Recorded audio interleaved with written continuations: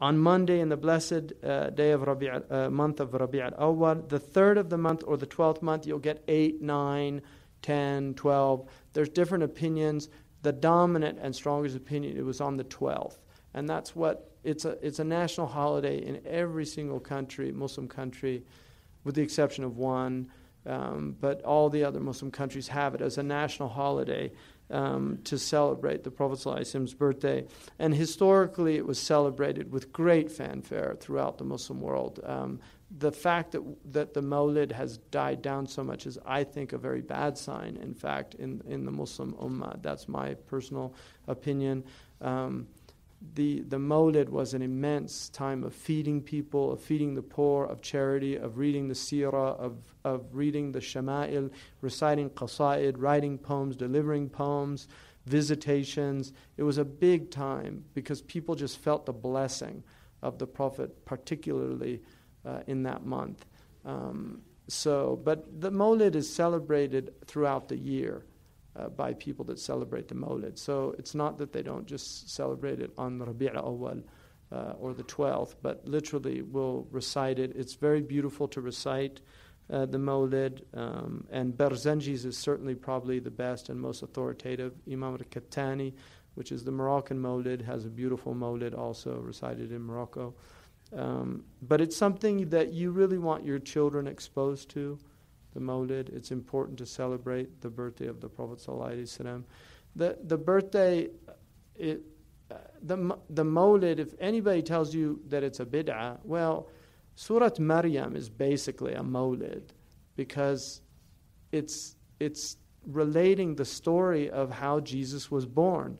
And that's what the Mawlid is doing. It's just you relate the story of how the Prophet ﷺ was born. That's all it is. It's looking at his story and celebrating it, sallallahu alayhi wa sallam. Mm-hmm. What was the Sahaba's tradition in terms of celebrating the Prophet's birthday? Well, they celebrated his being every day and they didn't have any particular, no. There's no doubt that it was a later innovation in terms of doing it on the 12th of Rabi' al-Awwal. There's no doubt that is a bid'ah to do that. Now, depending on the school, bid'ah is not all bad. And that's the dominant school of the ulama, is that there are bid'ah hasana. Man sunna fil islami sunnatan hasana falahu ajruha wa ajru man amila biha. Whoever does a good sunnah in Islam, he has a reward for it. The Prophet also said, "Man ahdatha fi amrina hadha ma laysa minhu, fahuwa rad." The hadith of Aisha that Imam Nawawi relates, that whoever introduces into the religion what is not from the religion, then it's rejected. So the Mawlid celebration of the Prophet's birthday, for instance, a man asked in the Sahih collection, a man asked the Prophet about fasting on Monday, and he said, "Fihi wuridtu." That's his answer. It's a good day. It's a blessed day. I was born on that day.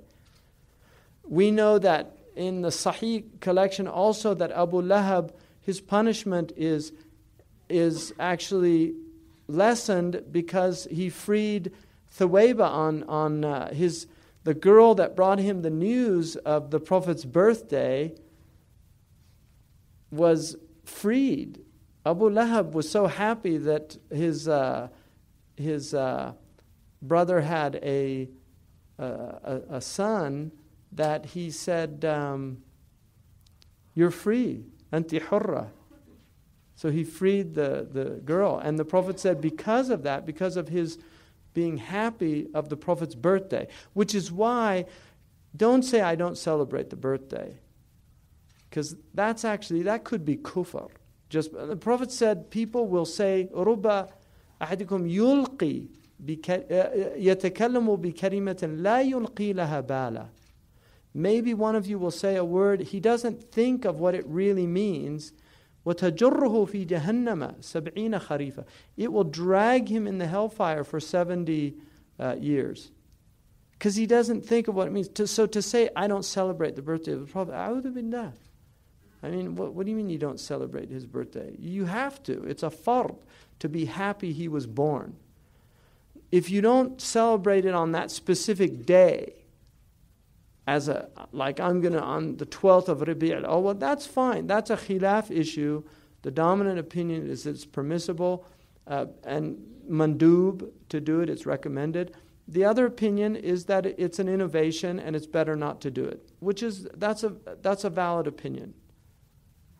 The problem is we accept their differences, they don't accept our differences. So what can we do about it? Mm-hmm. When and how is it most recommended to celebrate the Prophet's birthday? Because if we celebrate it on a particular day annually, coming back to something you said earlier on, the days ago. Sidi Ahmed Zarruq's opinion. Sorry? Sidi Ahmed Zarruq's opinion about like doing a regular. Well, that's what I mean. I mean, some of the ulama don't have a problem with that. Some of them do. It's a khilaf issue. People that do it every year on the 12th of Rabi' al-Awwal, after Imam Suyuti wrote a fatwa, very nice fatwa. The Malik Dhafar is the first one to start it. He's considered amongst the righteous kings. He made it a huge event, and the ulama istahsanahu. They thought it was a good thing, and that's generally the opinion. Some of the ulama said, no, we shouldn't do it. Again, it's the standing and sitting. People that sit do it out of respect for the sunnah. People that stand do it out of respect for the scholar. In Andalusia once, one of the ulama came into a room and everybody stood up for him, and he said, Nuhitum an hada. You were prohibited to do this. And Imam al-Haytamī was in the majlis, and he said, no, we weren't. He said, Nuhita an tuhibba lana an naquma lak.